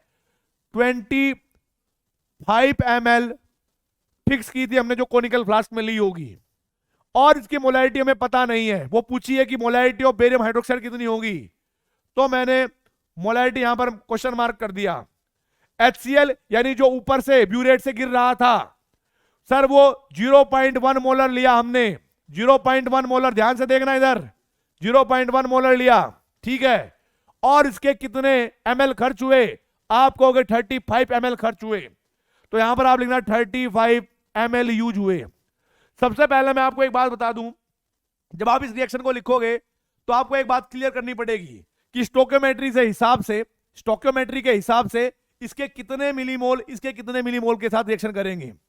तो आप लोग समझ जाएंगे कि सर यहां से हमें एक बात पता लग चुकी है कि यहां पर लिखा हुआ है 1, यहां पर लिखा हुआ है 2। क्या लिखा है? यहां पर लिखा है 1 और यहां पर लिखा है 2। अब जरा सोचिए कि 1 millimole of barium hydroxide react with 2 millimole of HCl, ऐसे लिख लेना। बात कंफर्म है? ठीक है, और अगर इसके हम 2 मिलीमोल लेंगे तो इसके 2 मोल, इसके 3 मिलीमोल लेंगे तो इसके 3 मिलीमोल। तो जरा देखो, अगर मैं यहां पर कहूं कि सर मेरे पास इसके मैंने लिए कि मेरे पास n मिलीमोल होंगे, इसके n millimole of barium hydroxide को रिएक्शन करने के लिए क्या मुझे 2n मिलीमोल ऑफ HCl की आवश्यकता पड़ेगी? आप कहोगे यस, बिल्कुल पड़ेगी। अब जरा देखिए, मैं यहां से मिलीमोल कैलकुलेट करूंगा, यानी HCl के लिए n की वैल्यू कैलकुलेट करूंगा, ये जो n है, ठीक है भाई, इसकी वैल्यू कैलकुलेट करूंगा किसके लिए? HCl के लिए। आपको पता है कि इसकी वैल्यू कितनी दे रखी है? मोलैरिटी 0.1, वॉल्यूम कितनी दे रखी? 35। आप लोग जानते हैं कि मोल का एक फॉर्मूला होता है मोलैरिटी इनटू में वॉल्यूम, यानी 0.1 इनटू में 35, तो ये मेरे पास कितना आएगा? 3.5 मिलीमोल आएगा कि नहीं आएगा? बोलो यार। आप कहोगे सर यहां तक तो ठीक है, इसके 3.5 मिलीमोल है हमारे पास। इसके मिलीमोल मैंने कितने माने कि इसके मिलीमोल जो थे वो m इंटू में v है, यानी m मुझे पता नहीं है इसकी, और वॉल्यूम मैंने 25 रख दिया, तो मेरे पास इसके n की वैल्यू आ गई। तो आप लोग क्या करोगे, जहां पर n हमें चाहिए यानी मिलीमोल चाहिए बेरियम हाइड्रोक्साइड के, वहां पर आप ये अमाउंट रख देना। तो क्या लिखोगे यहां पर? मोलैरिटी इंटू में 25 बराबर, और वहां पर क्या लिखा है? 2n। लेकिन ये n किसके होते हैं? बोलो बोलो। आप कहोगे सर वो होंगे हमारे पास टोटल मिलीमोल ऑफ किसके? इसके HCl के। और HCl के कितने मिलीमोल थे हमारे पास? जरा ध्यान से देखिए। आप कहोगे सर 3.5 या 0.1 इंटू में 35, ऐसे भी लिख सकते हो आप। तो मैंने यहां पर लिखा भाई 3.5। सॉल्व कर लेना, बड़ा सिंपल होगा, आसान लगेगा तुम्हें, मजा आएगा। इस पॉइंट को हटाया, नीचे 10 गया, ये 5 बन जा 5, ये 7 के टाइम गया, और क्रॉस मल्टीप्लाई करोगे तो मोलैरिटी की वैल्यू कितनी आएगी? जरा देखो ध्यान से, ये हो जाएगा 2 7 जा 14, और जब ये 5 नीचे जाएगा तो 20, यानी कितना हुआ? आप कहोगे सर ये थोड़ा सा नहीं 5 10 जा 50, सॉरी खतरनाक मैथमेटिक्स है हमारा, तो इसलिए डरना नहीं है। ये हो जाएगा 14/50। तो ये मोलैरिटी आपके पास किसकी आएगी बेटा जी? बेरियम हाइड्रोक्साइड की, और यही आपको टिक करना पड़ेगा। ठीक है, आई होप आप लोगों को ये बात समझ में आई होगी। ये रिएक्शन देखनी है, इसके n मोल इसके 2n मोल के साथ एक्शन करेंगे, यानी इसका 1 मोल 2 के साथ करेगा तो n 2n के साथ एक्शन करेंगे, और इसके हमें दे रखे हैं टोटल मोल कितने होंगे? बोलो बोलो। आपको के साथ 0.1 इंटू में 35, इतने दे रखे हैं टोटल मोल। तो मैंने कहा अच्छा इतने दे रखे हैं, तो भाई इसके कितने होंगे? इसके लिए n की वैल्यू निकाल लेना, यानी m की वैल्यू निकाल लेना, n की जगह पर आप m भी रख देना, और आंसर आ जाएगा। चलो, ये क्वेश्चन आपका हो गया। आगे बढ़ते हैं। एसिड बेस टाइट्रेशन आपने समझी है। अब बढ़ते हैं एक और क्वेश्चन की तरफ, और ये क्वेश्चन भी बिल्कुल वैसा ही मिलता जुलता है, वैसा ही बिल्कुल मिलता जुलता है। कैसा है जरा देखिए। ये कह रहा है कि calculate H plus in the solution of GGF 0.2 molar 0.2 molar 100 ml H2SO4 with 0.1 molar 300 ml NaOH। मान लेते हैं क्या है। इधर देखो, इधर पहले क्या दिया हुआ है बोलो सर। इधर दिया हमें H2SO4, ठीक है। मोलैरिटी है 0.2 मोलर और 100 ml, बस इतनी बात ध्यान रखना, ठीक है। आपने क्या काम करा, एक और लिया, यहां पर ले रहे हो आप NaOH। क्या ले रहे हो? NaOH ले लो यार, कोई दिक्कत थोड़ा ही है। अच्छा, इसका 0.1 मोलर था और वॉल्यूम इसका लिया आपने 300 ml। प्लीज समझने की कोशिश करिएगा। जब आप इन दोनों को ऐड करोगे, ऐड करने के बाद एक नया सॉल्यूशन बनाओगे, वो क्या था, उसको क्या बोलेंगे? आप कहोगे सर ये था रिजल्टेंट सॉल्यूशन। Resultant solution. अब जरा देखो, जब आपको ये बात पता लग गई है कि भाई इसको हम रिजल्टेंट सॉल्यूशन कहेंगे, तो आप मुझे एक बात बताओ भाई, इसमें तो वो चीज होंगी ना जो या तो ज्यादा अमाउंट में होगी, या फिर आपके पास या तो ज्यादा अमाउंट में होगी, या फिर प्रोडक्ट बनेगा, राइट। लिमिटेड तो खत्म हो जाएगा। तो सबसे पहले आपको क्या करना है जरा देखो। आप लोग करोगे कि भाई इन दोनों की टोटल वॉल्यूम मेरे पास कितनी हो जाएगी, ध्यान से देखना। वी टोटल कितना हो जाएगा बेटा? 300 प्लस के 100 400। तो हमारे पास 400 ml हो गया। अब जरा देखिए, ध्यान से देखना मेरे बच्चों, यहां पर मैंने इसके मोल निकाले, और जब मैं इसके मोल निकालूंगा, और यहां पर ध्यान रखना है मुझे H प्लस की कंसंट्रेशन निकालनी है। H प्लस की कंसंट्रेशन, किसी और चीज की नहीं, H प्लस की निकालनी है। तो जरा देखिए, जब मैं H2SO4 के मोल निकालूंगा, तो यहां पर मुझे एक बात समझ में आई कि भाई मैं यहां पर कहूंगा कि मोल बराबर होंगे मोलैरिटी इंटू में वॉल्यूम। मोलैरिटी मेरे पास 0.2 है, वॉल्यूम मेरे पास 100 है। सॉल्व करूंगा तो मेरे पास कितना आएगा? 20 मिलीमोल ऑफ H2SO4, राइट। और जब हम NaOH की बात करेंगे, तो NaOH के मिलीमोल कितने आएंगे? आप फिर वही फॉर्मूला रखोगे, मोलैरिटी इंटू में वॉल्यूम। मोलैरिटी कितनी है? 0.1 इंटू में 300 करोगे तो मेरे पास कितने आएंगे? 30 मिलीमोल। राइट और रॉन्ग? आप कहोगे सर बिल्कुल सही बात है, लेकिन यहां पर H प्लस पूछा हुआ है, तो क्यों ना हम ऐसे करें रिएक्शन कि सर ये एसिड अपना H प्लस देता होगा और ये बेस अपना OH माइनस देता होगा, और उनके बीच में रिएक्शन हुई होगी जो इस वाले सॉल्यूशन में हुई होगी। क्या कि सर H प्लस और OH माइनस आपस में मिले होंगे और वाटर बना होगा। इसके बेसिस पर रिएक्शन करी जाए, ये रिएक्शन कंप्लीटली बैलेंस है। हमें यहां पर पता है कि इसका 1 मिलीमोल इसके 1 मिलीमोल के साथ रिएक्शन करेगा। तो क्यों ना हम ऐसा करें कि H प्लस के और OH माइनस के डायरेक्ट मिलीमोल कैलकुलेट कर ले। तो जरा देखो भाई, जब मुझे NaOH के मिलीमोल पता लग गए 30 है, और मैं ये बात जानता हूं कि NaOH जब कभी भी पानी में डिसोसिएट होता है तो वहां पर Na पॉजिटिव और OH माइनस ऐसे टूटता है। और आप लोग जानते हैं कि अगर हम 1 मिलीमोल लेंगे NaOH का, तो उससे 1 मिलीमोल OH माइनस का बनेगा। अगर 2 लेंगे तो 2 बनेंगे। आप ये बताओ, अगर मैं 30 लूं तो कितने बनेंगे OH माइनस के? आप कहोगे सर OH माइनस के भी 30 बनेंगे सर। चलो भाई, अगर तुम्हें ये बात समझ में आ गई तो आप लिखो क्या कि सर OH के मुझे यहां पर पता लग गए कि 30 मिलीमोल थे। बिल्कुल सही बात है, करेक्ट बात है। अब जरा देखो, अब H2SO4 की बात आई। H2SO4 के 20 मिलीमोल हैं, पर मुझे किसके चाहिए? H प्लस के। तो मैं क्या करूंगा जरा देखिए ध्यान से, यहां पर मैं लिखूंगा कि सर H2SO4 जब डिसोसिएट होगा ना, तो वो 2H प्लस और SO4 2 माइनस आयन देगा। ये कंप्लीटली बैलेंस इक्वेशन है। और ये क्या समझाती है? ये कहती है कि सर 1 मिलीमोल H2SO4 जब डिसोसिएट होगा तो 2 मिलीमोल H प्लस के बनेंगे, राइट। तो अगर मेरे पास इसके 20 होंगे तो इसके डबल क्या हो जाएंगे? H प्लस के। तो H प्लस मेरे पास कितना हुआ? आप कहोगे सर अगर ये 20 मिलीमोल हुआ तो मेरे पास ये 40 मिलीमोल हो जाएगा, राइट। तो आज जरा देखिए, H प्लस कितने हो गए मेरे पास? 40 मिलीमोल। आप मुझे बताइए, स्टोइकोमेट्री को देखते हुए प्लीज समझाइए। 1 millimole H plus 1 millimole OH minus के साथ रिएक्शन करेगा, राइट। तो 30 millimole of OH minus 30 millimole of H plus के साथ रिएक्शन करेगा। तो यहां पर मुझे पता है कि भाई इसके पूरे के पूरे खत्म हो जाएंगे, 40 में से 30 से खर्च हो जाएंगे, तो कितने बनेंगे 30 मिलीमोल।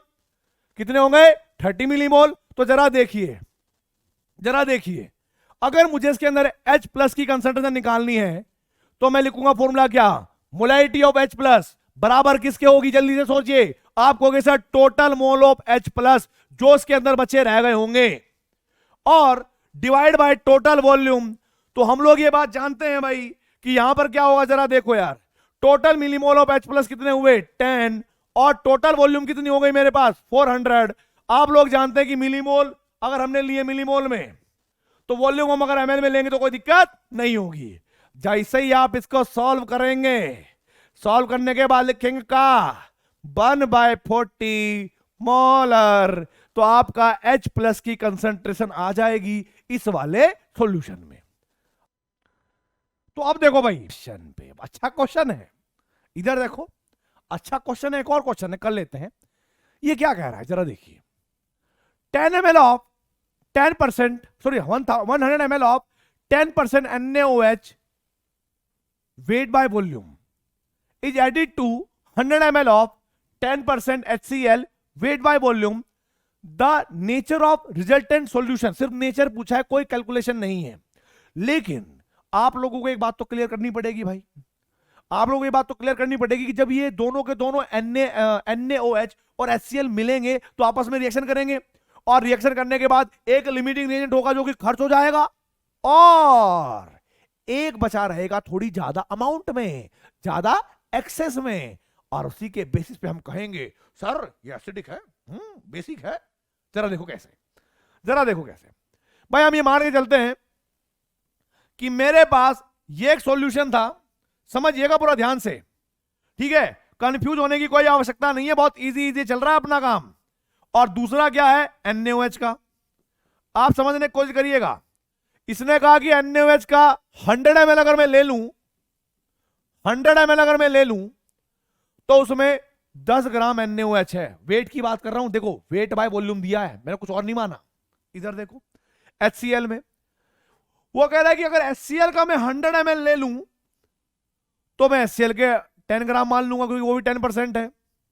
अब आप समझिएगा, जब यहां पर रिएक्शन हुई होगी, मेरे बच्चों ध्यान से सुनना, कि जब अरे यार ये फिर ग्रीन हो गया, इधर रुको रुको, हाँ इधर देखो कि HCl जब कभी भी NaOH के साथ रिएक्शन करेगा और यहां पर देश का शुद्ध नमक टाटा सॉल्ट बनेगा और H2O बनेगा, तो क्या होगा।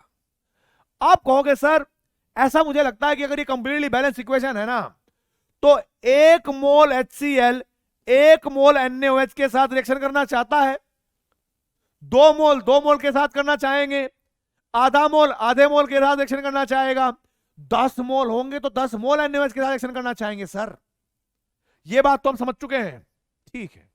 ये जो अमाउंट दे रखी है ना, इससे आप इनके मोल निकालें।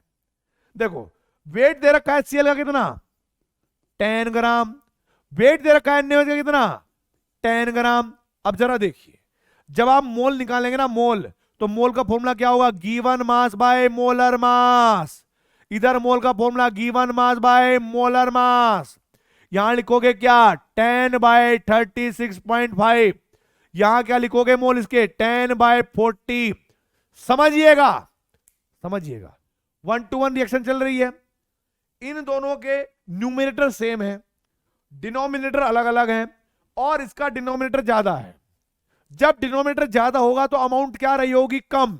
समझिएगा, इसके रेस्पेक्ट में ये वैल्यू क्या रही होगी, कम। हमें पता है कि 1 मोल के साथ एक्शन करेगा, आधा मोल आधे मोल के साथ एक्शन करेगा। ये जितने भी मोल होंगे ये इतने ही मोल NaOH के साथ भी रिएक्शन करेंगे, पर NaOH इस अमाउंट से भी कम है मोल में। इसका मतलब लिमिटिंग रिएजेंट कौन हुआ, आप कहोगे सर लिमिटिंग रिएजेंट NaOH रहा होगा, और ये पूरी की पूरी तरह से खत्म हो गया होगा।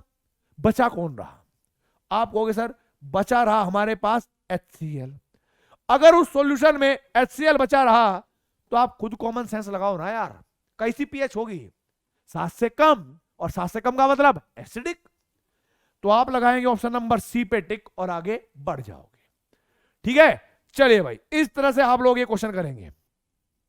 अब हम बात करेंगे उन क्वेश्चंस के बारे में जहां पर दो सॉल्यूशन को मिलाने पर प्रेसिपिटेशन हो जाता है। तो अब मैं थोड़ी सी आपको अगर बात बताना चाहूं कि ये प्रेसिपिटेशन वाला सीन क्या है, तो आप लोग जानते होंगे कि प्रेसिपिटेट वो कंपाउंड होते हैं जो पानी के अंदर नहीं घुलते हैं, या प्रेसिपिटेट वो वाले कोवेलेंट कंपाउंड होते हैं जो पोलर वाटर के अंदर नहीं घुलते हैं। समझ में आई बात? उनको हम पीपीटी कहते हैं। और वो पीपीटी क्या होगा कि दो सॉल्यूशन आपस में मिक्स होंगे, मिक्स होने के बाद रिएक्शन होगी जैसे होती रहती है और पीपीटी बन जाएंगे। जैसे एसिड बेस टाइट्रेशन है ना, सेम वही फॉर्मूला, वही चीज अपनानी है, उसी तरीके से क्वेश्चन करने हैं। बस डिफरेंस क्या होगा, यहां पर हम फाइनल चीजों की कंसंट्रेशन निकालते थे, वहां पर अमाउंट निकालनी पड़ सकती है कि कितना पीपीटी बना होगा, बस और कुछ नहीं। जरा देखिए कैसे, यहां पर एक क्वेश्चन है, क्वेश्चन की हेल्प से हम सही बात समझ पाएंगे। इसने एक बात बोली कि 10 ml of HCl solution gave 0.1435 gram of AgCl when treated with excess of AgNO3 find the molarity of acid solution। ये उसने पूछा है। बहुत बढ़िया बात है। जरा देखते हैं क्या कह रहा है ये। इसने कहा कि HCl है, समझिएगा HCl है, उसने किसके साथ रिएक्शन करी? उसने रिएक्शन करी AgNO3 के साथ, ठीक है। और वहां पर क्या बना? वहां पर बना हमारे पास AgCl का पीपीटी, क्लियर है। और बचा हुआ क्या बना होगा? मान लीजिए HNO3 बन गया होगा। अब जरा देखो बेटा हुआ क्या। अब आप ये देखो कि रिएक्शन बैलेंस है। आप कहोगे सर रिएक्शन बिल्कुल बैलेंस है, कोई दिक्कत नहीं है, हर की स्टोइकियोमेट्री बैलेंस्ड है। और ये रिएक्शन ये इंफॉर्मेशन भी देती है सर कि इसका इसके एक मोल के साथ रिएक्शन करना चाहता है, और जिससे एक मोल इसका बनेगा और इसका एक मोल भी बनेगा। इसने क्लियरली एक बात बोली, 10 ml of HCl solution gave 0.1435 ग्राम। यानी अगर मैं AgCl की बात करूं, ध्यान से समझना, AgCl की बात करूं तो इसका जो वेट है वो दे रखा है 0.1435 ग्राम। प्लीज समझिएगा इसको, ठीक है। और एक्सेस ऑफ AgNO3 ये क्या हो जाएगा? एक्सेस में। समझ में आई बात आपको? आप कहोगे सर बिल्कुल सही बात है, हमें बिल्कुल समझ में आ गई है, कोई दिक्कत नहीं है। ओके, तो आप ये देखिए कि लिमिटिंग एजेंट कौन हुआ आपके पास? HCl। तो जब आपको लिमिटिंग एजेंट पता लग गया कि भाई HCl है, तो जो AgCl की अमाउंट रही होगी, ये AgCl की अमाउंट किस पर डिपेंड करती होगी? आप कहोगे सर ये डिपेंड करेगी लिमिटिंग एजेंट पर। तो जरा देखो, पहले आप लोगों को क्या करना है, Ag का आपको एटॉमिक नंबर दे रखा है 108, और Cl का आप लोग जानते होंगे, नहीं जानते तो मैं लिख देता हूं 35.5। आप जब इसका मोलर मास निकालोगे ना तो वो निकलेगा 143.5। और यहां पर जब आप मोल निकालना चाहोगे इसके, तो आप क्या कहोगे? आप कहोगे सर यहां पर हमें पता है कि given mass by molar mass वाला फॉर्मूला लगेगा, और गिवन मास मेरे पास कितना होगा? 0.1435 डिवाइड बाय 143.5। आप ऐसे निकाल लोगे। जैसे आप ये पॉइंट हटाओगे और ये पॉइंट हटाओगे तो नीचे आ जाएंगी 3 जीरो। बात समझ में आई? 4 आने वाली थी लेकिन एक पॉइंट इधर भी था, ये पूरा कैंसिल हो गया। कितना हुआ मेरे पास? 0.001 मोल। इतने मोल AgCl के बने। आप जरा देखिए स्टोइकियोमेट्री क्या कहती है कि एक मोल से बना होगा, एक मोल से बना होगा। तो बेटा जी 0.001 मोल जो है वो कितने से बने होंगे HCl के? आप कहोगे सर 0.001 से। तो आप कैसे लिखोगे स्टोइकियोमेट्री के बेसिस पर? आप कहोगे सर कि 1 मोल AgCl जब बना होगा तो हमारे पास 1 मोल HCl का खर्च हुआ होगा। लेकिन हमने ये देखा कि ये तो स्टैंडर्ड रिलेशन है, हमारे पास 0.001 मोल AgCl के बने हुए हैं। और क्यों ना हम ऐसा कर लें कि इधर मल्टीप्लाई कर देते हैं 0.001 मोल AgCl, तो हमें यही वैल्यू राइट हैंड साइड में भी करनी पड़ेगी। तो हमारे पास एक तरीके से 0.001 मोल HCl की आवश्यकता पड़ी होगी। तो यहां से हमने क्या निकाल लिया बेटा जी? HCl के मोल निकाल लिए। और हम लोग एक बात जानते हैं, मोलैरिटी में और मोल में एक रिलेशन होता है, अगर आपको याद हो तो कौन सा होगा? देखो ध्यान से, इधर इधर इधर ध्यान से देखना, नहीं सॉरी ये उल्टा हो गया, ओहो, इधर इधर देख लो बेटा, नीचे आप लोग मैं दिखा रहा हूं यहां पर बॉक्स में कि भाई मोलैरिटी का फॉर्मूला होता है मोल इंटू में वॉल्यूम। और क्या पूछा इसने? 10 ml ऑफ HCl सॉल्यूशन जो है इसकी मोलैरिटी पूछी है। आप लोग जानते हैं कि इसके जो मोल है ना वो तो आ गए कितने मेरे पास? 0.001। तो यहां पर आप क्या लिखेंगे? 0.001। वॉल्यूम कितनी खर्च हुई? 10 ml। तो यहां पर आप क्या लिखोगे? 10 ml, राइट। और हम लोग जानते हैं कि जब हम यहां पर मोल लिखेंगे तो वॉल्यूम को हमें लीटर में रखना पड़ेगा। तो इस 10 को या तो आप 1000 से डिवाइड कर दो लीटर में कन्वर्ट करने के लिए, या ऊपर मल्टीप्लाई कर दो। तो मैंने क्या काम करा? ऊपर मल्टीप्लाई कर दिया बेटा जी 1000 से। तो आप देखोगे ये हमारे पास एक जीरो गायब और ये हमारे पास हो जाएगा 0.1 मोलर। तो ये इस टाइप के क्वेश्चन होंगे। कुछ नहीं करना, बिल्कुल सेम वही है कि मान लीजिए कि एक सॉल्यूशन ये था, एक सॉल्यूशन ये था, एक सॉल्यूशन ये था, दोनों को बनाया, पीपीटी बन गया। एक एक्सेस में होगा, एक आपका कम होगा, लिमिटिंग एंड देखना है, बस सिंपल वही करना है जो पहले कर रहे थे एसिड बेस में। सेम फॉर्मेट है, कोई डिफरेंस नहीं है, कोई डिफरेंस नहीं है। ठीक है भाई, चलिए अब बढ़ते हैं अगले क्वेश्चन की तरफ। अगले क्वेश्चन में भी सेम इसी टाइप का दिया हुआ है और देखते हैं कि भाई अगले वाले क्वेश्चन में ये क्या कह रहा है। इसने बोला कि 200 ml of 0.1 NaCl is mixed with 100 ml of 0.2 molar AgNO3 solution.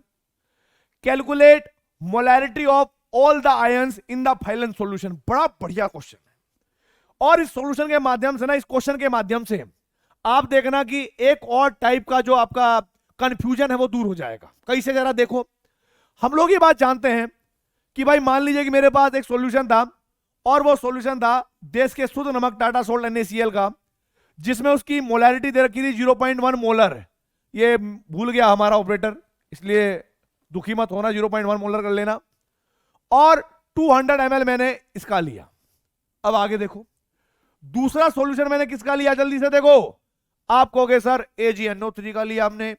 जब मैं यहां पर AgNO3 लिखूंगा, मुझे पता है कि इसका 0.2 मोलर था, इसकी वॉल्यूम 100 ml थी। आप इन दोनों को मिक्स करोगे, मिक्स करने के बाद यहां पर एक नया सॉल्यूशन बनेगा जिसका नाम क्या होगा?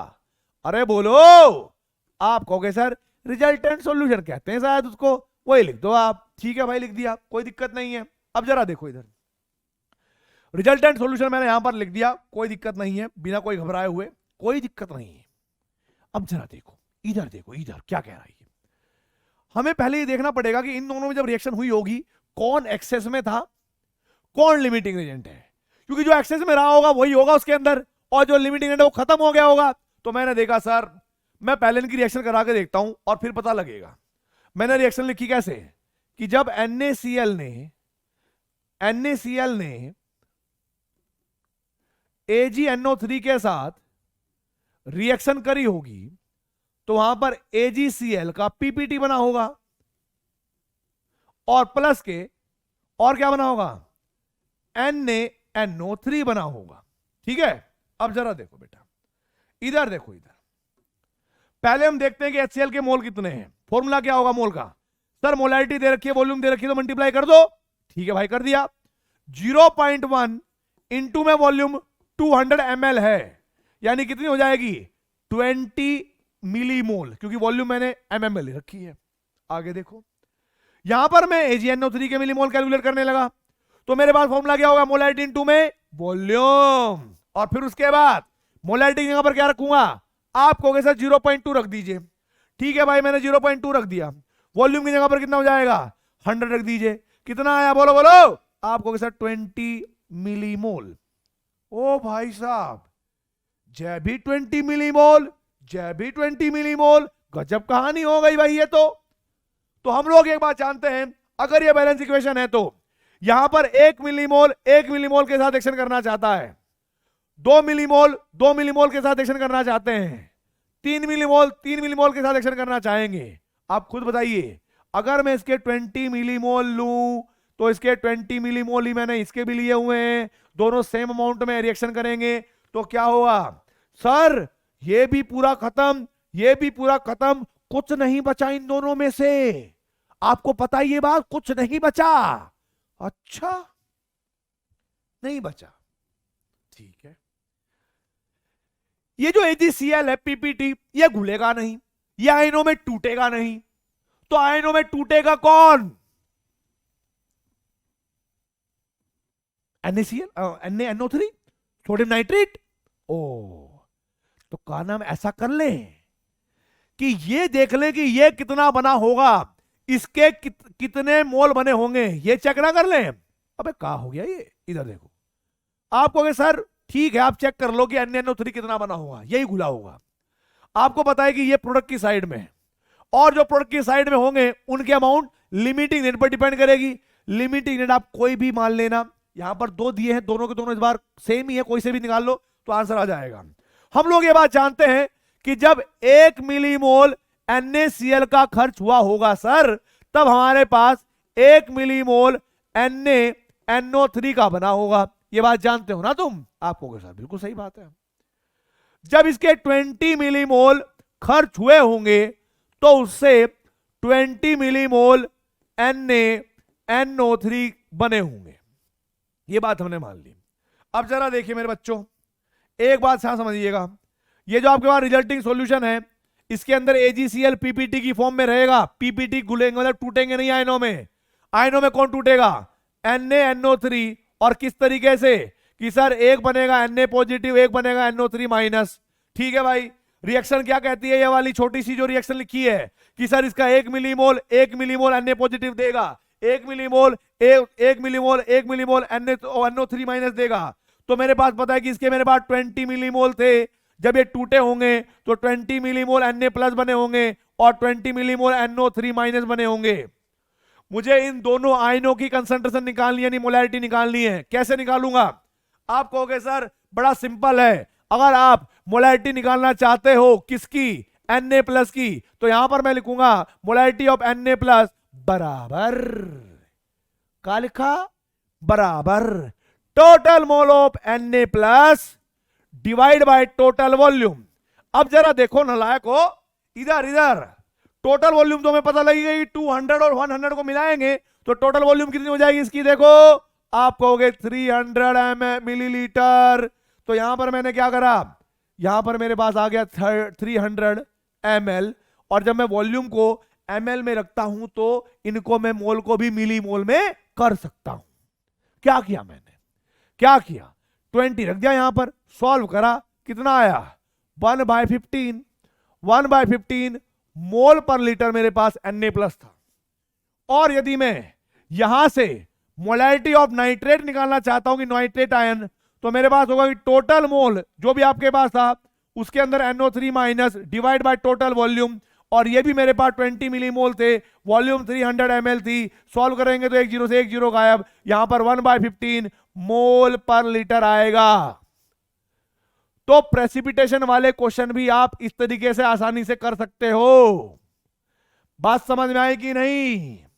आप कहोगे सर समझ में आ गई, लेक्चर बड़ा कूल था, कोई दिक्कत नहीं रही। बस आज के लेक्चर में इतना ही रखेंगे। अच्छे से पढ़ाई करते रहें और ऐसे ही अपना मनोबल को बनाए रखें। तो ऑल द वेरी बेस्ट। जय हिंद, जय भारत।